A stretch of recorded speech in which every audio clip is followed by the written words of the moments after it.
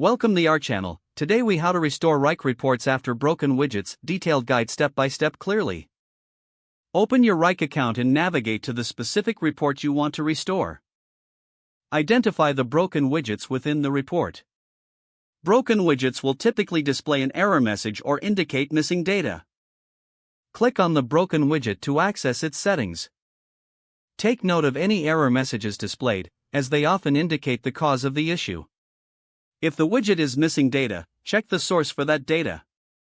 Verify that any projects or tasks linked to the widget are still available and accessible. If the underlying data source has changed or been deleted, locate the appropriate replacements. Return to the widget settings and look for the option to edit or configure the widget. In the configuration menu, update the data source to match the current projects or tasks. Adjust any filters or criteria to align with the existing data. Save the changes to the widget and allow it to refresh. Check the report to ensure the widget has been restored successfully. If the widget still appears broken, consider deleting it and recreating it from scratch. To recreate, select Add Widget and choose the appropriate type. Configure the new widget with the desired data source and filters. Once everything is set, save the new widget and return to the report. Review the entire report to confirm that all widgets are functioning properly. If you encounter additional issues, consult Wrike's support resources for further assistance. Regularly monitor your reports to ensure all widgets remain functional.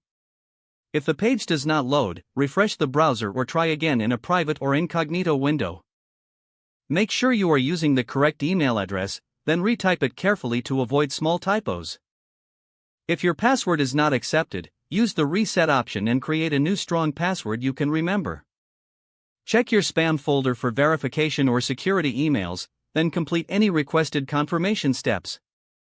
Enable two-factor authentication if available to improve account security and reduce unauthorized access risk. After signing in, review your profile details so your contact information and settings are accurate and current. If you see an error message, note it down and try again after restarting your device and internet connection.